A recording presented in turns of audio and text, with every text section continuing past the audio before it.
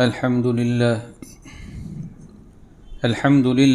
نحمده ونستعينه ونستغفره ونؤمن به ونتوكل عليه ونعوذ بالله من شرور أنفسنا ومن سيئات أعمالنا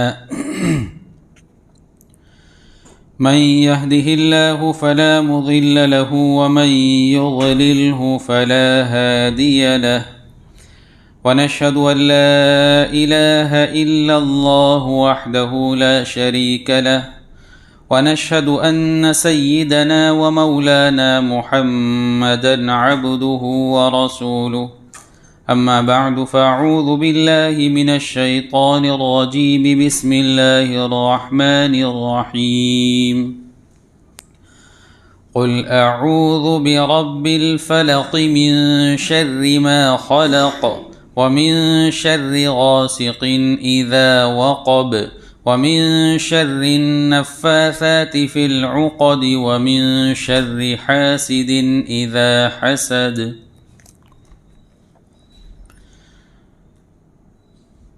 بات چل رہی تھی کہ یہودیوں نے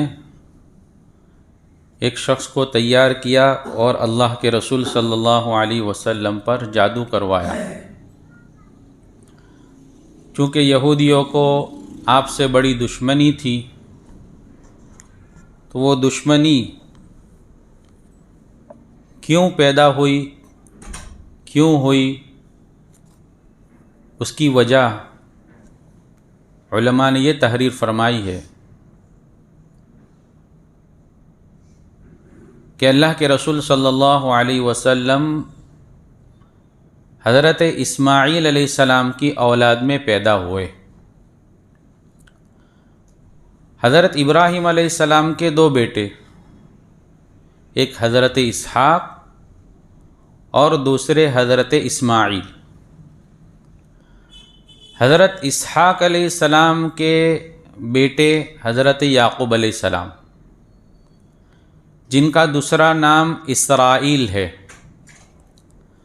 اور حضرت یعقوب علیہ السلام کے 12 بیٹے، جن کی اولاد کو بنو اسرائیل کہا گیا، یعنی اسرائیل کے بیٹے۔ تو ان سے جو نسل چلی، ان سے جو اولادیں پیدا ہوئی، ان سب کو بنو اسرائیل کہا گیا۔ اور جتنے بھی نبی آئے حضرت اسحاق علیہ السلام کے بعد حضرت یعقوب علیہ السلام کی اولاد میں، وہ سب بنو اسرائیل میں آئے۔ تو اہل کتاب جو یہود تھے، ان کی کتابوں میں اللہ کے رسول صلی اللہ علیہ وسلم کی ساری علامتیں موجود تھی کہ آپ کیسے ہوں گے، کہاں آئیں گے، ہجرت کہاں فرمائیں گے، آپ کی عادات کیسے ہوگی، آپ کا حلیہ کیسا ہوگا، وہ ساری چیزیں موجود تھی۔ لیکن کتاب میں اس کا تذکرہ نہیں تھا کہ آپ کس خاندان میں پیدا ہوں گے۔ اب ان لوگوں کے ذہن میں یہ تھا کہ چونکہ سارے نبی ہمارے ہی خاندان میں پیدا ہو رہے ہیں، بنو اسرائیل میں پیدا ہو رہے ہیں، تو آخری نبی بھی ہمارے ہی خاندان میں بنو اسرائیل ہی میں پیدا ہوں گے۔ لیکن جب انہوں نے دیکھا کہ یہ آخری نبی تو عرب خاندان میں اور بنو اسماعیل میں پیدا ہو گئے، تو اس وجہ سے ان لوگوں کو حسد پیدا ہو گیا، اور حسد پیدا ہو جانے کی وجہ سے وہ دشمن بن گئے، اور دشمن بننے کے اندر اتنے آگے بڑھے کہ آپ کو تکلیفیں پہنچاتے رہے، آپ کو ستاتے رہے، یہاں تک کہ تکلیف پہنچانے کی آخری حد پار کر دی اور آپ پر جادو کیا۔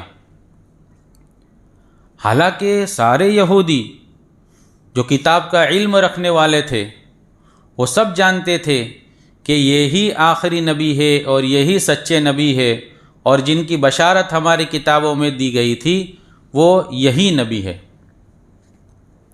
لیکن جانتے تو تھے لیکن مانتے نہیں تھے۔ جانتے تھے کہ یہ نبی ہے لیکن ماننے کے لیے تیار نہیں تھے۔ یہاں تک کہ ایک موقع پر ایک یہودی سے زنا ہو گیا۔ اب ان کے یہاں ان کی کتاب میں زنا کی سزا یہ تھی کہ رجم کر دیا جائے، سنگسار کر دیا جائے، یعنی بیچ میں کھڑا رکھ کر اس کے اوپر اتنا پتھر مارے کہ وہ مر جاوے۔ یہ ان کی سزا تھی زنا کرنے والے کی۔ تو وہ ان لوگوں نے سوچا کہ یہ آخری نبی ہے اور نبی ہونے کا دعویٰ کرتے ہیں اور ان کی شریعت کے اندر آسانیاں ہیں، تو چلو ہم ایک کام کرتے ہیں کہ اپنا فیصلہ ان کے پاس کرواتے ہیں۔ حالانکہ نبی نہیں مان رہے ہیں، لیکن پھر بھی اپنے مسئلے کا فیصلہ کرانے کے لیے جو ہے اللہ کے رسول صلی اللہ علیہ وسلم کی خدمت میں پہنچتے۔ اللہ کے رسول صلی اللہ علیہ وسلم باتیں سنتے ہیں ان کی، اور پھر پوچھتے ہیں کہ آپ لوگوں کے یہاں آپ کی شریعت میں اگر کوئی اس طرح زنا کرتا ہے تو اس کی سزا کیا ہے؟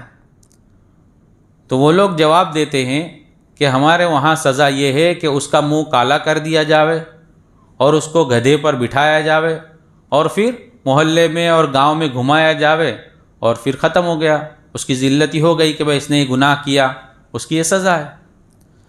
تو اللہ کے رسول صلی اللہ علیہ وسلم نے پوچھا کہ آپ کی کتاب میں یہ لکھا ہوا ہے؟ تو کہاں لکھا ہوا ہے؟ تو جاؤ کتاب لے کر آؤ۔ تو ان کے پاس کتاب منگوائی، تورات کتاب۔ جب تورات کتاب منگوائی تو ان کو کہا کہ کہاں ہے یہ حکم، اس کو پڑھو۔ تو ان لوگوں نے پڑھنا شروع کیا، اور جس وقت وہ پڑھتے پڑھتے اس جگہ پہنچے جہاں یہ سزا لکھی ہوئی تھی رجم والی، سنگسار والی، اس کے اوپر ہاتھ رکھ دیا۔ لیکن اس مجلس کے اندر حضرت عبداللہ بن سلام رضی اللہ تعالیٰ عنہ بھی موجود تھے، جو یہودیوں کے بڑے عالم تھے اور پھر ایمان لے کر آئے تھے اور مسلمان ہو گئے تھے۔ ان لوگوں نے کہا کہ اپنا ہاتھ وہاں سے ہٹاؤ جہاں آپ نے ہاتھ رکھا ہے، اور ہاتھ کے نیچے جو لکھا ہوا ہے وہ جو ہے پڑھو۔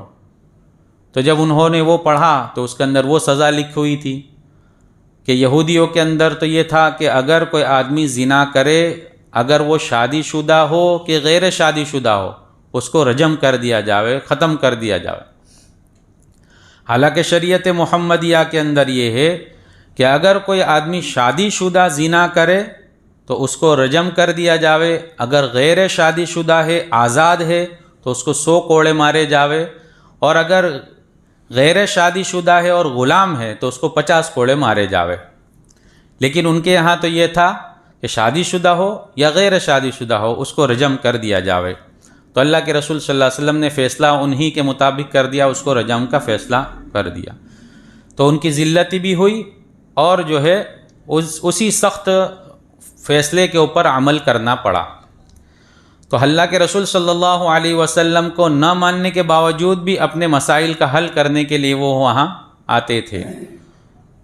تو اللہ کے رسول صلی اللہ علیہ وسلم سے جب حسد پیدا ہو گیا تو ان لوگوں نے جو ہے جادو کیا۔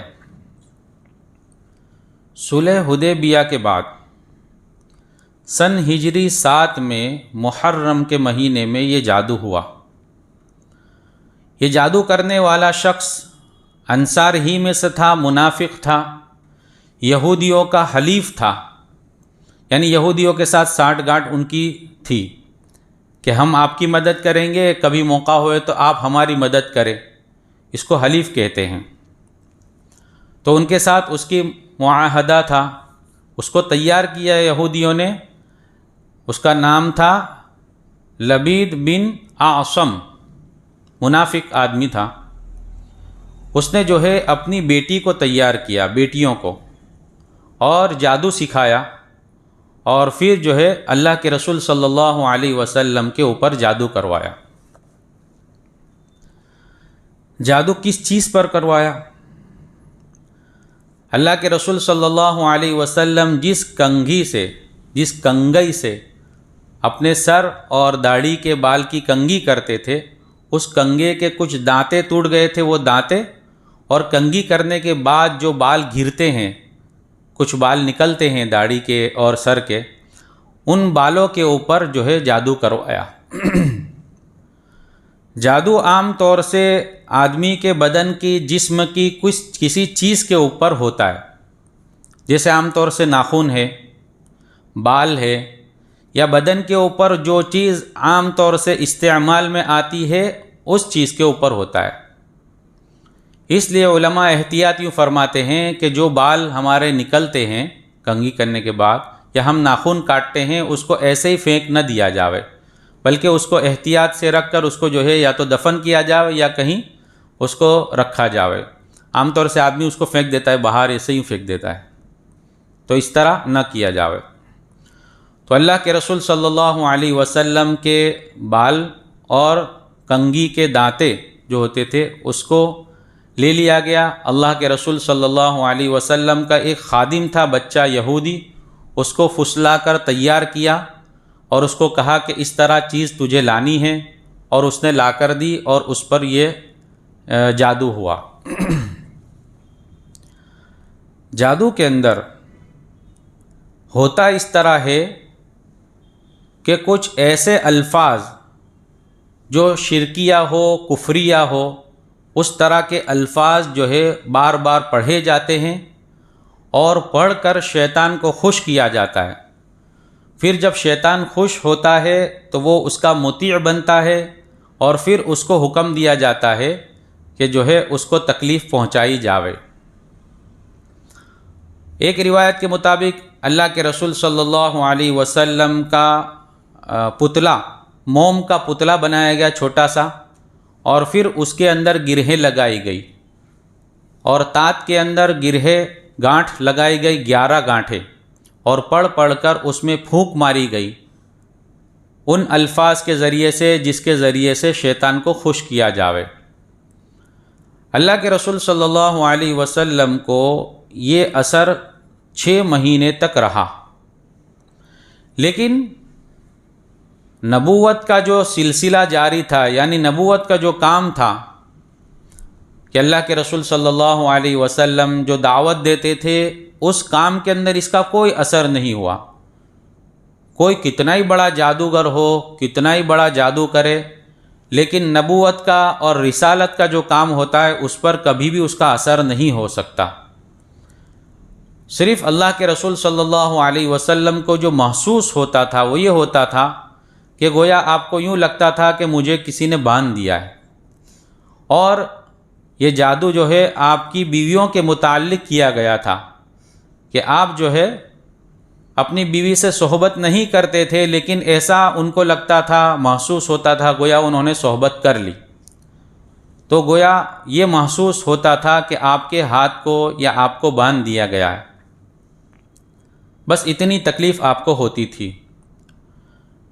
حضرت عائشہ رضی اللہ تعالیٰ عنہ کی روایت کہ ایک رات اللہ کے رسول صلی اللہ علیہ وسلم میری باری تھی، میرے یہاں میرے کمرے میں تشریف لائے اور اللہ رب العزت سے خوب رو رو کر دعا کی۔ اس کے متعلق اتنی دعا کی کہ بہت زیادہ دعا کی۔ اللہ کے رسول صلی اللہ علیہ وسلم دعا فرما کر آرام فرمانے لگے۔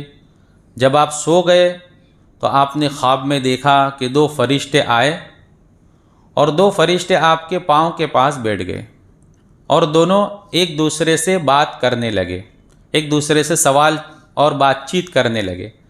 وہ 2 فرشتے کون تھے؟ وہ 2 فرشتے حضرت جبرائیل علیہ السلام اور حضرت میکائیل علیہ السلام تھے۔ حضرت جبرائیل علیہ السلام سوال کر رہے ہیں خواب ہی میں کہ آپ کو کیا ہو گیا؟ تو اس وقت حضرت میکائیل علیہ السلام جواب دیتے ہیں کہ آپ کو جادو ہوا۔ پھر سوال کرتے ہیں کہ کس نے کیا؟ تو آپ جواب دوسرے فرشتہ یعنی حضرت میکائیل جواب دیتے ہیں کہ لبید بن عاصم نے کیا۔ پھر سوال کرتے ہیں کہ کس چیز میں کیا؟ تو حضرت میکائیل جواب دیتے ہیں کہ کنگھے اور بال کے اندر کیا گیا۔ پھر حضرت جبرائیل سوال کرتے ہیں کہ کہاں ہے؟ تو حضرت میکائیل جواب دیتے ہیں کہ نر کھجور کے شگوفے میں ہے۔ پھر سوال کرتے ہیں کہ وہ کہاں دفن کیا گیا ہے؟ تو حضرت میکائیل جواب دیتے ہیں کہ وہ ذی عروان کے کنویں کے اندر پتھر کے نیچے دفن کیا گیا۔ تو خواب ہی میں یہ ساری چیزیں اللہ کے رسول صلی اللہ علیہ وسلم گفتگو سن رہے ہیں۔ جب آپ بیدار ہوئے تو آپ نے جو ہے صحابہ سے تذکرہ کیا اور اپنے معتبر صحابہ کو جن کے اوپر بھروسہ تھا ان کو لے کر جو ہے وہاں پہنچے اس کنویں کے پاس جو خواب میں جس کا تذکرہ تھا، اور اس کنویں کے پاس پہنچ کر اندر سے اس پتھر کے نیچے سے وہ چیزیں نکالی جس کے اندر گرہیں لگائی گئی تھی اور اس کے اندر پھونک ماری گئی تھی۔ اس چیز کو نکال کر جو ہے اس کی کیفیت کو بدل دیا گیا اور اس کو دوسری جگہ دفن کر دیا گیا۔ کبھی بھی کسی کے اوپر جادو اگر ہوتا ہے تو اگر اس کی کیفیت کو بدل دیا جاوے تو اس جادو کا اثر ختم ہو جاتا ہے، اور علماء نے لکھا ہے کہ اگر کوئی آدمی کسی پر جادو کرتا ہے تو اس کا اثر 1 سال ہی تک رہتا ہے۔ 1 سال کے بعد اس کو جادو کرنے والوں کو اس کی تجدید کرنی پڑتی ہے، واپس دوبارہ جو ہے جادو کرنا پڑتا ہے، وہ محنت کرنی پڑتی ہے۔ تو جو ہے اس طرح کا واقعہ پیش آیا اور اللہ رب العزت نے اس کے توڑ میں یہ 2 صورت نازل فرمائی کہ چونکہ 11 گرہیں لگائی گئی تھی تو 11 آیتیں نازل ہوئی، یہ سورہ فلق کی 5 اور سورہ ناس کی 6 آیتیں۔ اللہ کے رسول صلی اللہ علیہ وسلم ایک ایک آیت پڑھتے تھے اور اس گرہا کو، اس گانٹھ کو کھولتے جاتے تھے۔ اس طرح جو ہے اللہ کے رسول صلی اللہ علیہ وسلم پر سے جادو کا اثر ختم ہوا، اور بہت سی روایات میں اس کا ذکر ملتا ہے کہ اللہ کے رسول صلی اللہ علیہ وسلم ان 2 صورتوں کو سونے کے وقت پڑھ کر اس کو اپنے ہاتھ پر پھونک مار کر دم کر کے اپنے بدن پر اس کو ملتے تھے۔ تو یہ کام کرنے سے کبھی جادو کا اثر نہیں ہوگا۔ اب رہا مسئلہ کہ وہ آدمی اللہ کے رسول کو معلوم بھی ہو گیا کہ کس آدمی نے جادو کیا تھا، اس کا نام بھی بتایا گیا تھا، لیکن پھر بھی صحابہ کرام کے پوچھنے پر اللہ کے رسول نے وہ نام کو ظاہر نہیں فرمایا، یہاں تک کہ جادو کا اثر ختم ہونے کے بعد بھی وہ شخص آپ کی مجلس میں آتا تھا اور بیٹھتا تھا، چونکہ منافق تھا، زبان سے کلمہ پڑھا تھا، اندر سے وہ جو ہے دشمن تھا، لیکن اللہ کے رسول صلی اللہ علیہ وسلم کے اعلیٰ اخلاق کہ اس کو معلوم ہو جانے کے بعد بھی اس کے اوپر کبھی سختی نہیں کی اور اخلاق سے پیش آئے۔ اب رہا مسئلہ کہ